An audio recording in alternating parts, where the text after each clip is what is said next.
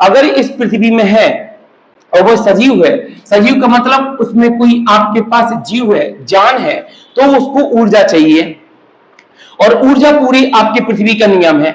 अगर वो सजीव है तो एनर्जी चाहिए, एनर्जी नहीं है तो वो सजीव नहीं है। ठीक है, एक बात बिल्कुल अच्छे से रख लीजिए। ओके, जिस प्रकार गाड़ियां हैं, कार है, मोटरसाइकिल है, इनमें भी ऊर्जा चाहिए, लेकिन पेट्रोल डीजल सीएनजी के माध्यम से चल जाते हैं। तो हम लोगों को भी ऊर्जा चाहिए, लेकिन हम इससे नहीं चल सकते, हम लोगों को कैलोरी चाहिए। ठीक है, ओके। तो जो आपका ऊर्जा पिरामिड बाद में कवर करेंगे, अभी कवर करना है पूरा बस ये वाली हेडिंग आपके पास ऊर्जा। तो बोलिएगा ऊर्जा है, ऊर्जा को दो भाग में आपके पास बांटा जा सकता है इसकी खोज के अनुसार। ठीक है, ओके। पहला आपके पास क्या बोलेंगे कि ऊर्जा का सिद्धांत आपके पास किसने दिया, बहुत अच्छे से देखिएगा कि किसने ये पहले बताया कि मनुष्य को या जीव को या पारिस्थितिकी को ऊर्जा चाहिए। ठीक है, और दूसरा आपके पास ये आता है ऊर्जा का सेकंड नियम आपके पास क्या है, तो बोलिएगा ऊर्जा संरक्षण का नियम किसने दिया। ठीक है, ऊर्जा संरक्षण का नियम जरूर सुना होगा, 10% लॉ जिसे कहते हैं। ठीक है, मतलब वह लो जिसमें 10% संरक्षण का आपके पास क्या होता है, काम होता है। ठीक है, ओके। पहले क्या समझे, ऊर्जा की दो चीजें। सर्वप्रथम ऊर्जा के बारे में क्या अध्ययन किया गया था, तो बोलिएगा ऊर्जा का सिद्धांत। ठीक है, उसके बाद ऊर्जा को और अध्ययन किया गया तो पता चला ऊर्जा का आपके पास संरक्षण का नियम। ठीक, ओके। नेक्स्ट आपके पास आता है कि ऊर्जा का आपके पास सिद्धांत आपके पास किसने दिया था।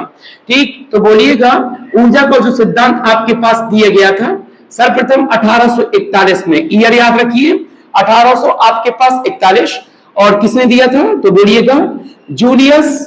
ठीक है, आपके पास रीटर, इसने इस चीज का क्या दिया था, सिद्धांत दिया था, जूलियस रेटर ने। एक नाम ये याद रखना है। और कोई पूछे ऊर्जा का संरक्षण का सिद्धांत किसने दिया था, तो ये बोलिएगा जस्ट उसके एक साल बाद 1842 में। ठीक है, इसका नाम आपके पास क्या है, लिंडेमान। नाम थोड़ा सा अटपटा है लेकिन तुम्हें याद रखना पड़ेगा। आपके पास लिंडेमान नाम का एक वैज्ञानिक था, उसने ये नियम दिया था आपके पास ऊर्जा का संरक्षण का नियम।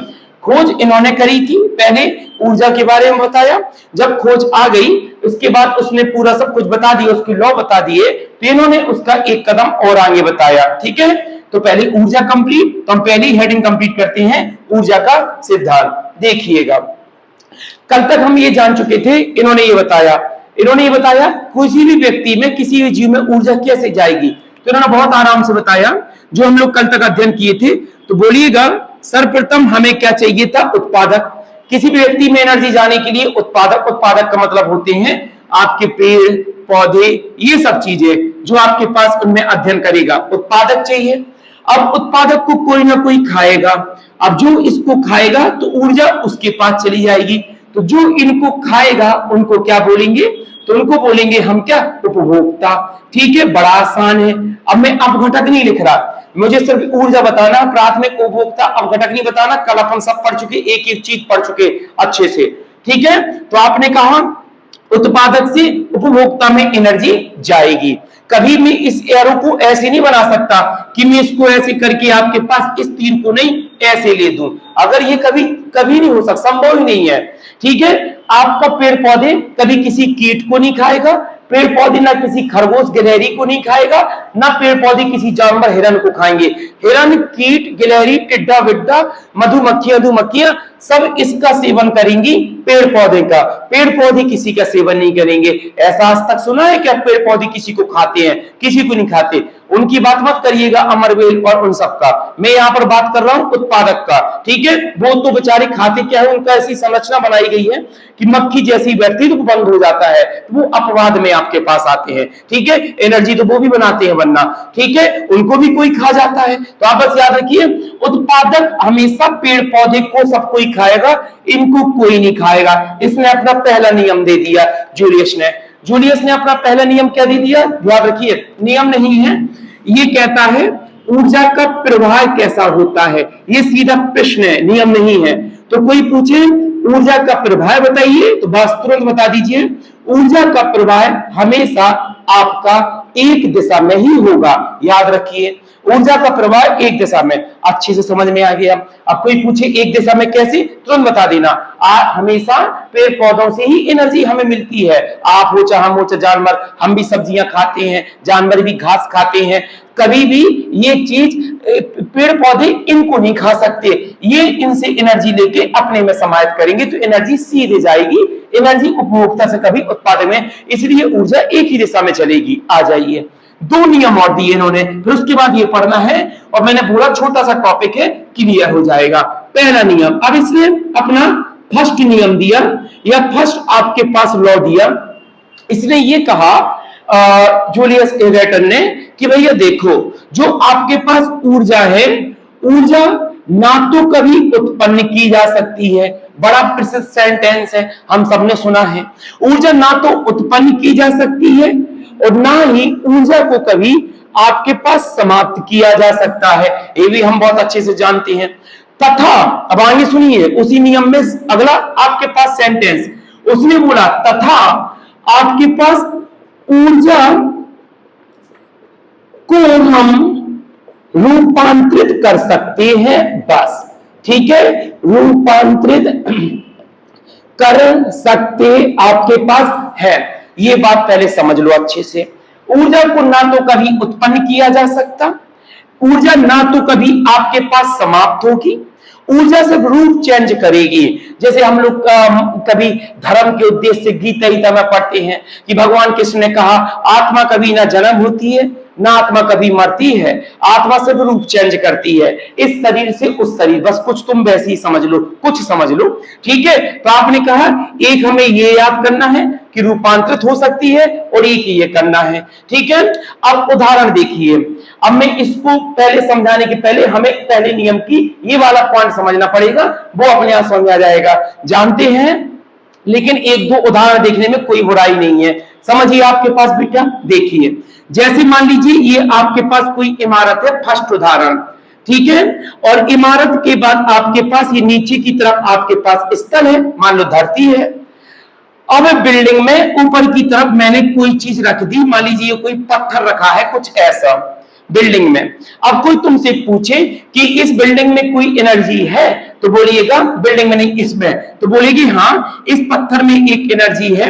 इस एनर्जी को कौन सी एनर्जी कहेंगे, तो बोलेंगे स्थितिज ऊर्जा, इंग्लिश में क्या बोलेंगे, पोटेंशियल एनर्जी। ओके, विज्ञान है लेकिन समझना पड़ेगा अच्छे से, ठीक है, और जानती भी हो, कक्षा 6, 7, 9 में से ये चीजें प्रारंभ हो जाती हैं। अब मैंने क्या किया, इस ऊपर जाके हल्का सा इसको पत्थर को टच किया तो कोई फर्क ही नहीं पड़ा, कोई नुकसान नहीं पहुंचा।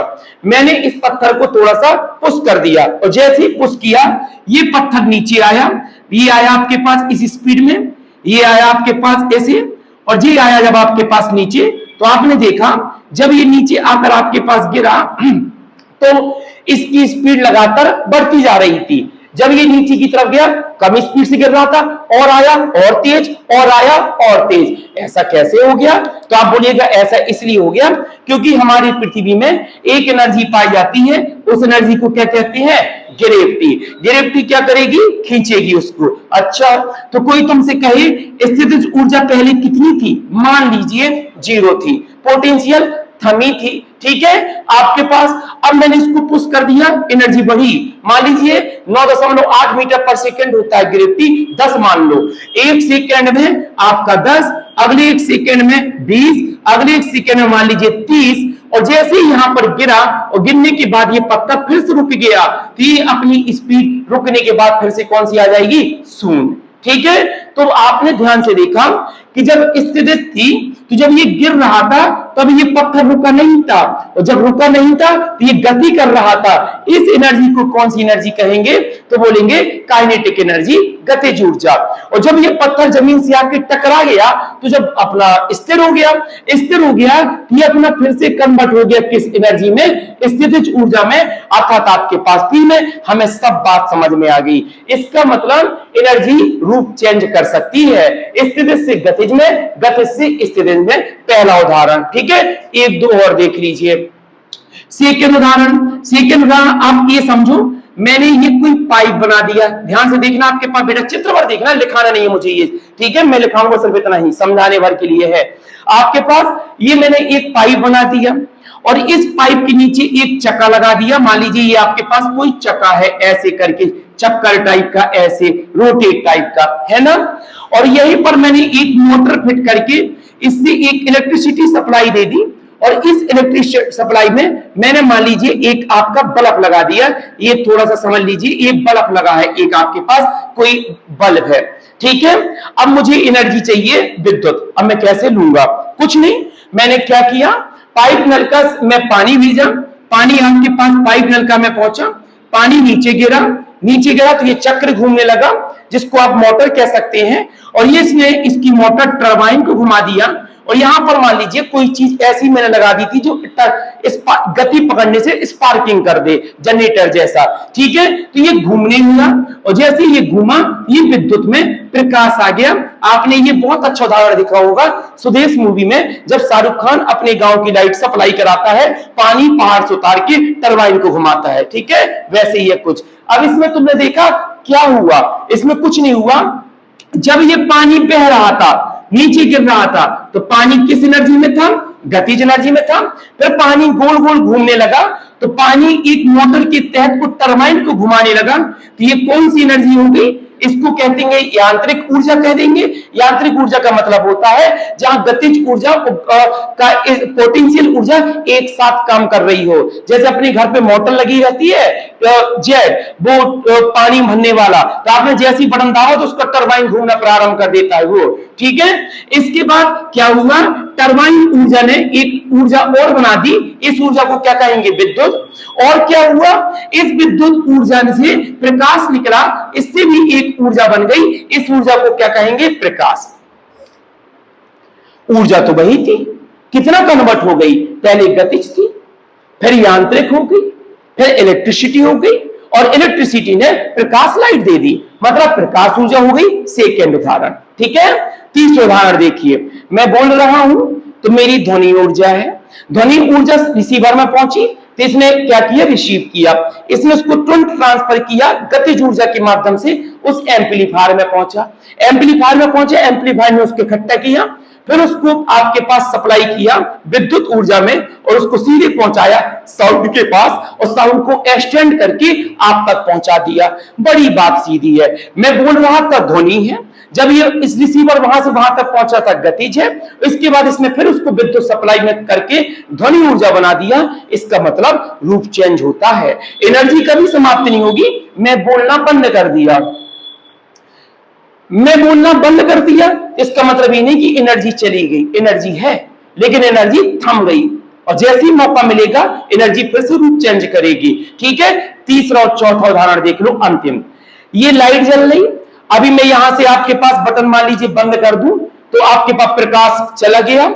मैंने क्या किया, मैंने कुछ नहीं किया, मैंने पहले विद्युत भेजा, विद्युत पहुंची लाइट में, लाइट विद्युत बदल गई प्रकाश में, विद्युत बदल गई प्रकाश ऊर्जा में। तो आपने कहा एनर्जी रूप चेंज कर सकती है। इतनी बात बड़ी अच्छे से समझ में आ गई होगी। अब मैं ये सब उदाहरण डिलीट करता हूं। हमने ये वाली लाइन बहुत अच्छे से समझ ली, ऊर्जा का रूपांतर चेंज कर सकते, इसको और समझ ले, बस मैंने डिलीट कर दिया, कोई बात नहीं, ठीक है। आपके पास इसको समझना, ऊर्जा उत्पन्न नहीं होती, समाप्त नहीं होती। ध्यान देना, मैंने यहां बिल्डिंग बनाई थी, पत्थर नीचे गिर गया था, मैं पत्थर को फिर ले गया ऊपर की तरफ, मैंने फिर रख दिया और मैंने फिर गिरा दिया, तो पत्थर फिर जब नीचे था स्थित था, इसके बाद ऊपर ले गया फिर स्थित था, उसके बाद मैंने गिरा दिया, फिर गतिज आ गया, फिर नीचे, फिर ऊपर, फिर नीचे, फिर ऊपर, फिर स्थितिज, फिर गतिज, फिर स्थितिज, फिर गतिज। इसका मतलब ऊर्जा ना तो कभी खत्म हो रही, ना समाप्त हो रही, ना उत्पन्न हो रही, ना समाप्त हो रही, जो है वैसी ही है, ठीक है। पहला नियम क्लियर। अगला आपके पास सेकेंड नियम आपके पास आ जाइए, सेकेंड लॉ, ठीक है, अंतिम लॉ ऊर्जा का आपके पास इन्होंने जूलियस साहब ने जो आपके पास दिया था उनका लॉ, ठीक है। इन्होंने एक चीज और कही, इन्होंने कहा देखो जितना भी इन इकोसिस्टम है, पारिस्थितिकी है, परितंत्र है, ध्यान से समझना जी बेटा। हाँ मैं वही मैं कह रहा हूं, थोड़ा नाम जूलियस करके क्या है? रॉबर्ट, हाँ हाँ वही मैं थोड़ा सा, मुझे इसको मैं बाद में किताब में देखता, मैंने कहा चलो समझा दूं पहले, हाँ, इसका रॉबर्ट मेयर करके है, मेयर ना, हाँ ठीक ठीक, ओके, मुझे अच्छे से याद था। मैंने कहा पहले मैं किताब देख लूंगा, पहले मैंने समझा दूं, मैंने कहा नाम में तो थोड़ा, हाँ क्या है, जूलियस भी है, रॉबर्ट है, मेयर है, हाँ ठीक ठीक, ओके, चलिए कोई बात नहीं, जूलियस है, रॉबर्ट है और आपके पास मेयर है, ठीक है बेटा, ओके। चलिए वापस आते हैं। अब आपने यहां पर सेकेंड लॉ ने आपके पास क्या कहा, ध्यान देना, फिर से आ जाओ वापस। इसमें ये एक चीज और कह गया, ये कह रहा जो इकोसिस्टम होता है ना, पारिस्थितिक ऊर्जा, ठीक है, ये जितना भी परितंत्र है बेटा जी, जितना भी परितंत्र, इसने कहा, इस बंदे ने कहा, इसने कहा जितना भी परितंत्र है, इसको लगातार कंटिन्यू आपके पास ऊर्जा चाहिए, बस नियम खत्म। इस बात को अच्छे समझ लो, ये कह रहा पूरे परितंत्र को लगातार एनर्जी। अब इस परितंत्र से आप मत हट जाइएगा, इसी परितंत्र में आप आते हैं, जानवर आता है, वह हर चीज आता है जो जिंदा है पूरी पृथ्वी में। तो इसमें क्या कहा, जो जो जिंदा है मतलब परितंत्र में शामिल है, और उसको लगातार ऊर्जा चाहिए, लगातार। क्यों? क्योंकि लगातार ऊर्जा मिलने से वो अपना कार्य कर पाएगा, भोजन बना पाएगा, अन्य जीव की उत्पत्ति कर पाएगा। अगर लगातार ऊर्जा नहीं मिली, परितंत्र समाप्त हो जाएगा। कैसे? मान लीजिए पेड़ पौधों को सूर्य का प्रकाश बंद हो जाए, तो आपको लगे हमारा क्या नुकसान, सूर्य का प्रकाश बंद होगा, पेड़ पौधे सूखेंगे, ये आगे भोजन नहीं बना पाएंगे, भोजन नहीं बना पाएंगे, जानवरों को नुकसान होगा, पेड़ पौधों को नुकसान होगा, इसके साथ में हमारा भी नुकसान होगा। पेड़ पौधे को मान लीजिए आपकी फसल ही नहीं होगी, तो हम क्या खाएंगे? इसका मतलब हमें क्या चाहिए, लगातार ऊर्जा। अब इसको सिंपल भाषा में समझ लो, ठीक है। मान लीजिए आपको घर में कोई कार्ड आया शादी का कार्ड आया, तुम पहुंचे बढ़िया पैलेस, तुमने देखा बगल में कि फलों की दुकान लगी है नाश्ते के लिए, तुमने देखा कीवी भी है, तरबूज भी है और बढ़िया है। घर में तो कभी नहीं मिलता है तो 100 रुपया किलो आता है, यहाँ फ्री है, ठीक है। तुम गए, खूब झपक के खाए, तुमने कहा दाल चावल तो रोज मिलता है, यही खा लो महा, ठीक है, तुमने बढ़िया से एनर्जी ले ली। तो क्या मैं तुमसे एक क्वेश्चन पूछूंगा, जब तुम खा कर आए कि तुम कितने दिन का रिचार्ज कर लाए ये ऊर्जा लेकर, तो तुम ऐसा बोल दोगे क्या, मैं इतना सेब खाया आया आज कि मेरा 2 महीने का रिचार्ज हो गया? नहीं, तुम सुबह उठोगे, फ्रेश होने जाओगे, बाथरूम करोगे, पूरी एनर्जी गोल हो जाएगी, अगले दिन फिर रिचार्ज चाहिए मोबाइल जैसा। अच्छा, मतलब एक दिन अगर फ्री का जूस मिल जाए कुछ नहीं हो सकता, ठीक है, रोज चाहिए। अब चाहे वो फ्री का मिले चाहे कैसे मिले, अगर फ्री के एक बार में सब कुछ हो जाता तो लड़की देखने तो एक आध बार सब कुछ चला ही जाता, और काजू किस्में फ्री में मिल ही जाते वहां पर ड्राई फूड में, तो आदमी मुक्का भर के जे में लाता और एक बार में खा के आ जाता। लेकिन ऐसा नहीं हो सकता। तो आपने कहा अब समझ में आ गया, हम चाहे रोज जूस पिए सुबह दौड़ने के बाद, वो शाम तक का ही रिचार्ज करेगा। ऐसा नहीं होगा कि आज आपने 1 गिलास के स्थान में 10 गिलास अनार का जूस पी लिया तो 500 तक के लिए होगा, नहीं, वो आज शाम तक पूरा मूत्र के माध्यम से बाहर निकाल देगा आपका शरीर। ओके, तो इस प्रकार हम ये सीखे, हमें ऊर्जा लगातार चाहिए, ये वाली हेडिंग कवर कर ली। चलिए आ जाइए ऊर्जा के संरक्षण के नियम पे। ये समझ आने के बाद फिर पूरा पिरामिड समझ में आ जाएगा। ध्यान दीजिए, इन्होंने क्या कहा, इन्होंने इनको कहा रॉबर्ट मेयर सर को कि आपने बहुत अच्छी खोज करी है ऊर्जा के बारे में और आपके दोनों ही नियम सही है। मैं एक चीज और बताना चाहता हूं जो इन्होंने नहीं बताई थी, तो उन्होंने कहा बताइएगा। तो लेंडेमान ने आपके पास एक नई चीज बताई, एक चीज बताई। इसने कहा देखो, आपने ये कहा ये उत्पादक है, उसने कहा हाँ ये हमारे पेड़ पौधे हैं, वो तो साफ है। आपने ये भी कहा इन पेड़ पौधों को आपके पास खाने का काम कौन करता है, तो आपने कहा इनको खरगोश खाता है। आप ये भी जानते हैं खरगोश को कौन खा गया, मान लीजिए कुत्ता खा गया। आप ये भी जानते हैं कुत्ते को मान लीजिए कौन खा गया, तो हमने कहा मान लीजिए भेड़िया या आपके पास शेर वेर खा गया। अब ध्यान देना, आपने ये कहा ऊर्जा आगे जाती है, तो ने कहा हाँ, तो लिंडेमान ने भी कहा मैं भी ये कह रहा हूं ऊर्जा आगे जाती है। लेकिन ऊर्जा कैसे आगे जाती है ये मैं बता देता हूं। इसने कहा देखो, जो ऊर्जा आगे जाएगी वो 10% ही आगे जाएगी, ये इन्होंने कहीं नहीं बताया था। ऊर्जा जो जाएगी वो 10% ही आगे जाएगी। इसका मतलब 90% ऊर्जा का ह्रास हो जाएगा। ह्रास का मतलब या तो उपयोग कर ली जाएगी या तो भैया नष्ट हो जाएगी। मैं तुमसे क्या बोला, हम 10 गिलास जूस पीकर आ गए तो शरीर में जितनी एनर्जी है उतनी ही लेगा, बाकी मूत्र पसीने के माध्यम से उस विटामिन मिनरल्स को बाहर निकाल देगा आपका शरीर। ठीक है, ओके। 90% ह्रास, तो इन्होंने ये कहा, देखो जैसे मान लीजिए कोई पौधा है और इस पौधे में एनर्जी है 1000 कैलोरी। कैलोरी मैंने क्यों लिखा, क्योंकि सजीव एनर्जी लेता है कैलोरी में, निर्जीव एनर्जी लेता है पेट्रोल डीजल सीएनजी में। तो हम लोग पेट्रोल तो पी नहीं सकते ना कि पेट्रोल पंप में गए 1 लीटर पेट्रोल पी के आ गए, बेहतरीन एनर्जी मिल गई। ठीक है, पेट्रोल के स्थान में जूस ही पियोगे तो जूस क्या मिलेगा, कैलोरी। इसमें क्या कहा, मान लीजिए इस एक पौधे को खरगोश खा गया, गाजर का कोई पौधा था, गाजर का एक छोटा सा वो था, इसको खा गया, तो यहां एनर्जी 1000 कैलोरी नहीं जाएगी, यहां एनर्जी जाएगी आपके पास 100 कैलोरी। 100 कैलोरी का मतलब है हमारी एनर्जी आपके पास कितनी शिफ्ट हुई, प्लस आपके पास 10% केवल, और 90% खत्म हो गई यहां पर। आगे बढ़ो, खरगोश को मान लीजिए कुत्ता खा गया तो यहां पर भी एनर्जी आपके पास 10% ही आपके पास जाएगी, ये गई आपके पास 10%, और 10% जाने के बाद कुत्ते के पास कितना एनर्जी होगी, तो बोलोगे 10 कैलोरी। 100 का 10% कितना होता है, 10 होता है।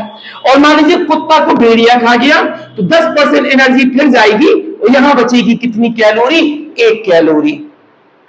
भेड़िया को शेर खा गया तो 1 का 10% आपके पास जाएगी, 0 पॉइंट आपके पास 1।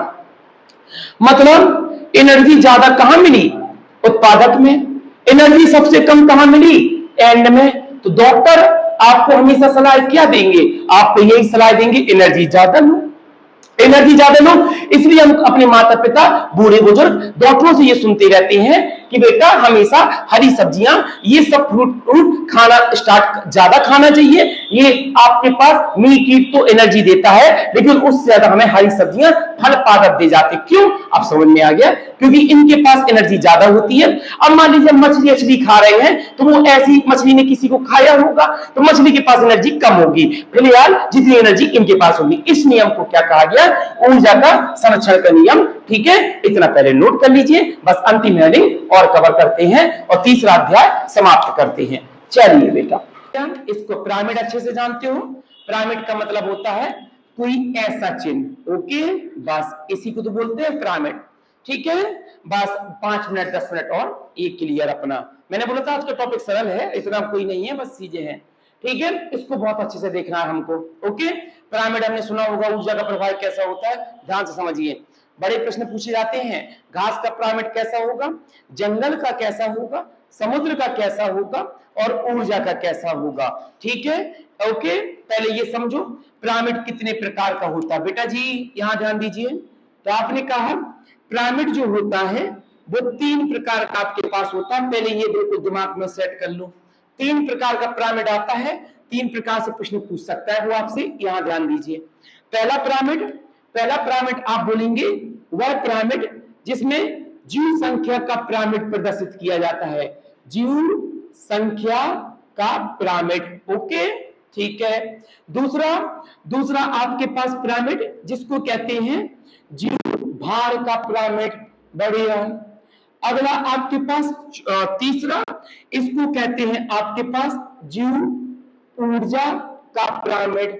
ठीक है, ओके।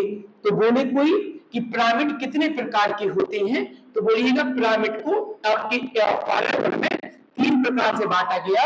आपके पास ये तीनों की हेडिंग बिल्कुल दिमाग पर सेट कर लो। पहले हेडिंग सेट नहीं करना, आप ये सेट करिए, यहां है संख्या, यहां है भार और यहां पर है आपके पास ऊर्जा।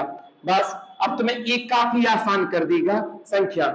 जल्दबाजी में कभी भी आंसर नहीं लगाना इसके, पता चले कि आपसे पूछा है जीव भार का पिरामिड घास का कैसा होता है और हम रख के बैठे हैं घास का पिरामिड सीधा संख्या वाला, ये वाला लगा कर आ गए आंसर सीधा या उल्टा। ठीक है, पहले सवाल पढ़ लेना है कि जीव संख्या का पिरामिड पूछा या जीव भार का पिरामिड पूछा और जीव ऊर्जा का। जब अच्छे क्वेश्चन पूछेगा तो ऐसे ही देगा, वरना सीधा दे देगा जंगल का पिरामिड कैसा होता है, वरना सीधे देगा बताइए जीव संख्या का पिरामिड कैसा होता, ऊर्जा का पिरामिड कैसा होता।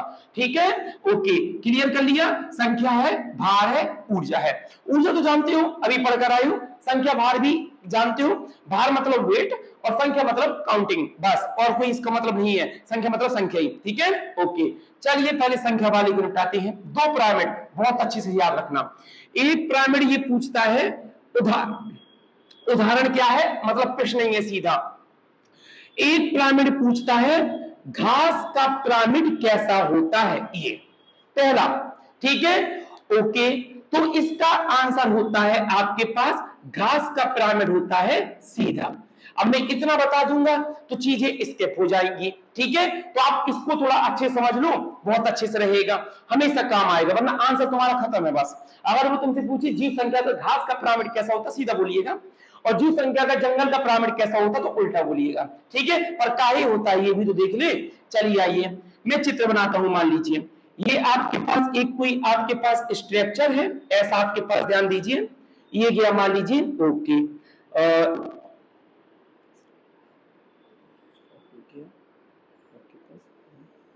ठीक है, ओके, ये पिरामिड है। अब ध्यान से देखना, कल हम क्या पढ़े थे, विषमपोषी घटक, ठीक है। आइए वापस उसी में, पहला चीज क्या पढ़ी थी, हमने पढ़ा था पहले नंबर पे क्या मिलेगा, तो आपने कहा पहले नंबर पे उत्पादक मिलेगा। उत्पादक का मतलब क्या होता है, पेड़ पौधे, ठीक है। ये आपके पास पेड़ पौधे हो गए, छोटी छोटी घासें हो गई, ये आपके पास पेड़ पौधे हो गए, ये उनके मान लीजिए पत्तियां हो गई, ओके। फिर हमने क्या पढ़ा था कि इनको सेवन करने कौन आया था, तो आपने बोला इनको सेवन करने आए थे प्राथमिक उपभोक्ता, ठीक है। प्राथमिक उपभोक्ता में कौन कौन आया था, तो आपने कहा था इनको सेवन करने कीट आए थे, कीट का मतलब टिड्डा हो गया, जैसे मान लीजिए आपके पास खरगोश हो गया, खरगोश के बाद मान लीजिए आपके पास गिलहरी होगी, गिलहरी के बाद मान लीजिए आपके पास हिरन हो गया, वगैरह वगैरह, ठीक है। अभी रुक तो जाओ, सब क्लियर हो जाएगा। नेक्स्ट आपके पास कोई पूछे द्वितीयक पे कौन आया था, आपने कहा बड़ा आसान है, कली वाला same to same photo copy बोलना है।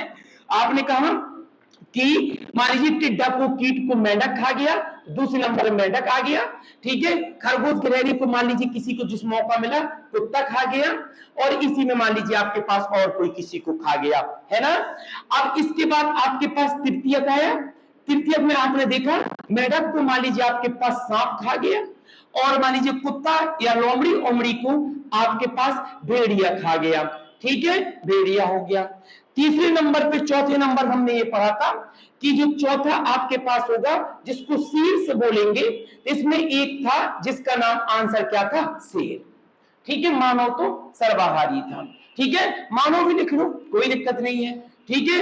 आपके पास ये कोई समस्या नहीं। अब तुम मुझे एक चीज का आंसर दो तो मैं दिमाग में बहुत अच्छे से सेट, और ये समझ लीजिए बहुत अच्छे से, अभी यही फोटो कॉपी उठेगा यहाँ के लिए, और यही फोटो कॉपी उठेगा तुम्हारा अभी समुद्र मुद्र के लिए, ध्यान से समझना है। अब उसने कहा संख्या का पिरामिड, अब मुझे आप एक अंदाजा बताओ, मेरे नहीं आप खुद ही बताओ, पूरी पृथ्वी में मनुष्य की संख्या कितनी है, तो आप बोलोगे लगभग 7 अरब, ठीक है, इतना ही तो है अरब में, ठीक है।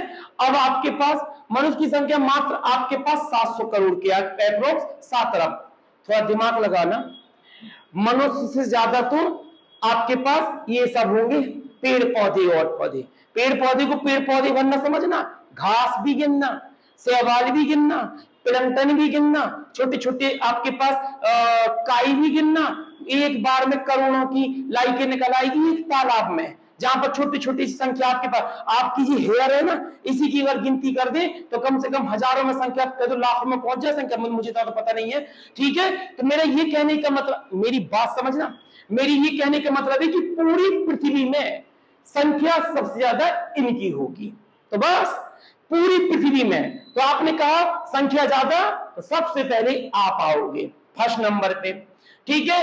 अब तुम उनको डिवाइस करो जो पेड़ पौधों की घास के बाद होते होंगे लेकिन टॉप लेवल पे होते होंगे, तो आप बोलेंगे पक्षियां आ जाएंगी, कीट आ जाएंगे, खरगोश गिलहरी हिरन बिरन आ जाएंगे, ये ज्यादा होंगे इसके बाद, ठीक है, मतलब इससे थोड़ा कम होंगे। नेक्स्ट आ जाओ, इनको खाने मेंढक कुत्ता आएगा, मेंढक कुत्तों की संख्या इनसे कम ही होगी, अगर कम ना होती तो पूरा परितंत्र धड़ाम हो जाएगा। क्यों माने, कैसे माने धड़ाम हो जाएगा, ऐसे समझ लो, अभी तुम्हारे भारत में मुश्किल से शेरों की संख्या सैकड़ों में होगी, सैकड़ों, बस वो भी सरकार बाघ संरक्षण, कान्हा रिजर्व सेंटर, पन्ना टाइगर रिजर्व सेंटर, ऐसा। अभी तुम्हारे देश में मात्र 5 लाख शेर छोड़ दें, तुम सबका पता ना चले कहां चले गए।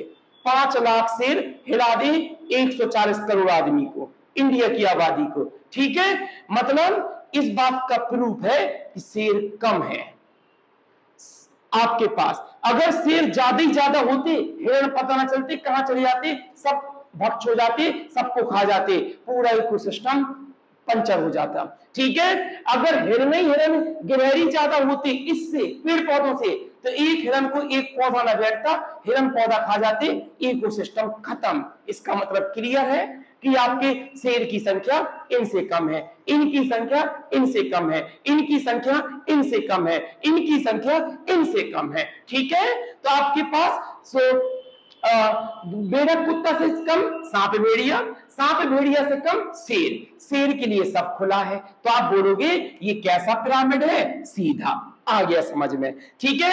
अब आ जाओ इसी का सेकेंड क्वेश्चन। एक क्वेश्चन ये है, एक और पूछता, दो ही पूछता है, जीव संख्या का जंगल का पिरामिड बताइए, ठीक है, जंगल का, ठीक है। अब जंगल अपन रखते रहते उल्टा होता सीधा होता, क्या होता, चित्र देखो सब क्लियर, इसको नहीं देखना। आइए जंगल पे चलते हैं। जंगल में जब आपने देखा, ध्यान देना बेटा, आपके पास ये है आपका एक मान लीजिए जंगल, ठीक है, उनके ध्यान से बेटा। जंगल तुम याद करोगे तुम्हें सबसे पहले पेड़ पौधे याद आएंगे कि बहुत अच्छा एरिया जहां पेड़ ज्यादा है, ठीक है। अब मैं पूरे जंगल तो पढ़ाऊंगा नहीं, मतलब जंगल, आप जंगल का मेन इकाई एक पौधा ले लीजिए, पेड़, ध्यान समझना, जो एक पेड़ में होगा वही जंगल के सभी पेड़ों में होगा। एक पेड़ समझ में आ गया, पूरा जंगल समझ में आ जाएगा। आ जाइए, आप जंगल पहुंचे, जंगल पहुंचने पे आप गए किसी एक पेड़ के पास, बहुत अच्छा पेड़ था, ये बढ़िया से ऐसे आपके पास लगा हुआ था, आपके पास डाले वाली थी, सब बढ़िया था उसमें पेड़ में, ठीक है। आप रुके, आपने कहा पेड़ तो बहुत अच्छा है, लगता है इस जंगल में पेड़ ही पेड़ बहुत ज्यादा है, ठीक है। फिर तुम कुछ समय उसी पेड़ के नीचे रुके रहे, तो तुमने देखा उस पेड़ में 15-20 कबूतर तोता होता उसमें बैठे हैं, ध्यान से देखा तो तुमने कहा अच्छा इसमें तो तोता भी बैठे हैं। फिर तुमने देखा इसी पेड़ में आपके पास कुछ चिड़िया पक्षी अच्छी आपके पास है। फिर तुमने देखा कि एक आध कुछ समय में एक आध दो बंदर भी कूदते कांते आए और चले गए। तो तुमने देखा कि एक दो बंदर भी आए। अब तुम कंफ्यूज हो गए, तुमने कहा पेड़ तो एक है, लेकिन उस एक पेड़ में, बस एक पेड़ समझ में आ गया, पूरा जंगल समझ में आ गया, पेड़ तो एक है लेकिन उस पेड़ में 15-20 तोते बैठे थे, 20-25 पक्षियां भी रह रही थी, और आपके पास एक आध बंदर भी धोखे से आ गया था, मान लो, या निवास कर रहा था वहां पर आके बाद। तुमने कहा लो, एक पेड़ तो कम से कम 40-50 लोगों को जीवन दे रहा है यार, पेड़ बड़ा नहीं है, पेड़ से ज्यादा तो उनमें ये तोता पक्षी बंदर है। तुम जाने लगे, तब तुमने एक बार फिर देखा कि इस पेड़ में और भी कुछ दिखाई दे रहा है।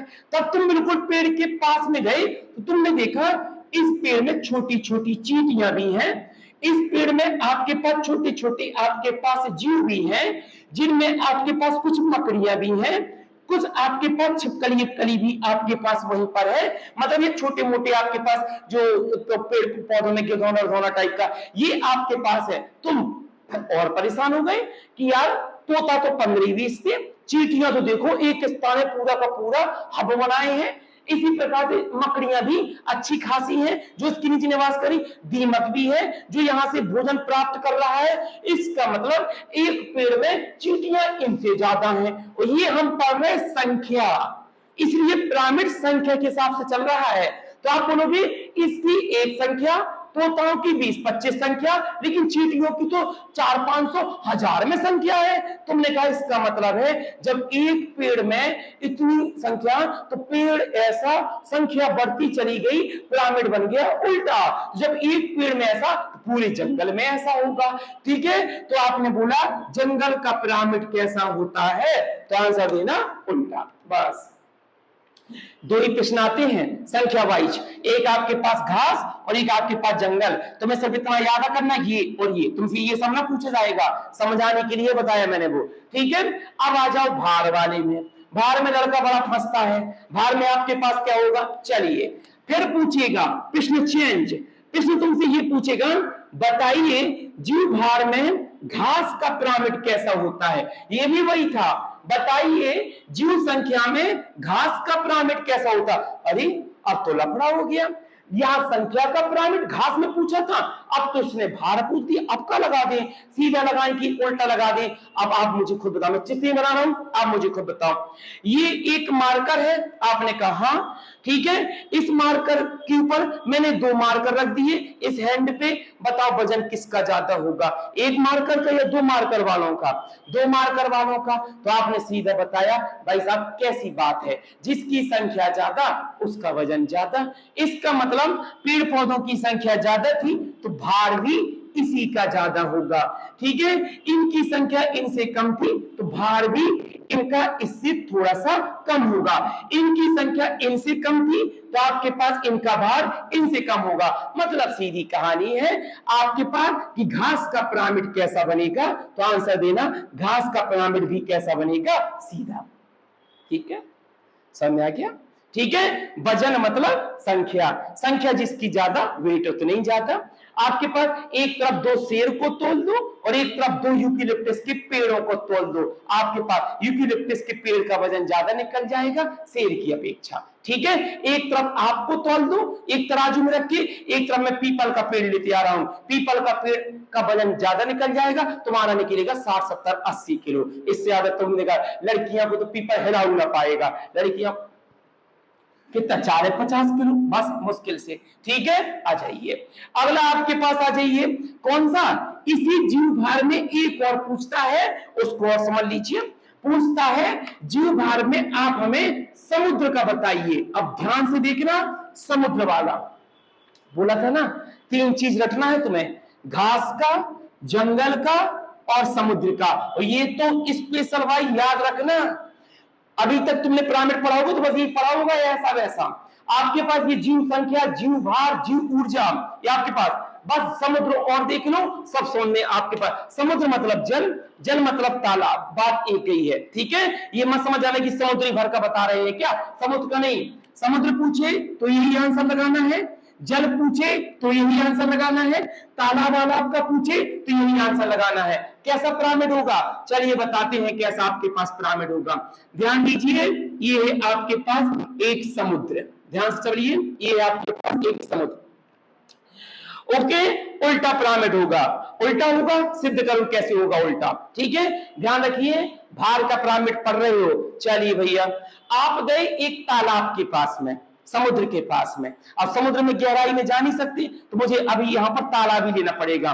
तालाब के पास में गए, आपने पानी में गए, डुबकी लगाई, मिट्टी में हाथ डाला तालाब के नीचे, तालाब के नीचे हाथ डाला तो तुमने देखा कि उस तालाब के नीचे से आपके पास छोटे छोटे से काईनुमा आपके पास पिलवक निकल कर आए।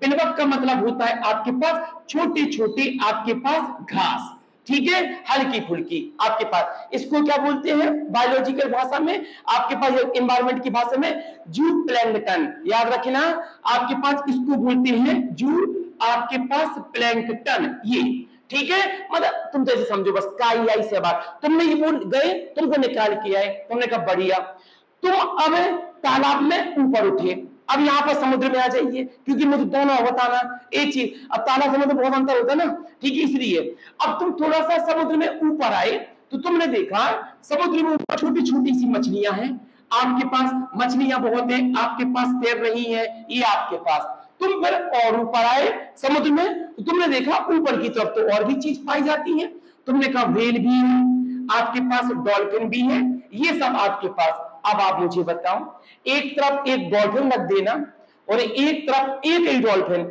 और एक तरफ कुछ मछलियां रख देना, वजन किसका ज्यादा होगा, डॉल्फिन का। एक तरफ तुम इतनी विलायत की घास रख देना, ठीक है, और एक तरफ तुम मात्र 1-2 डॉल्फिन रख देना, वजन ज्यादा होगा डॉल्फिन का। समझ में आ गया, भार किसका ज्यादा, आपका, उससे कम किसका, इसका, उससे कम आपके पास इसका।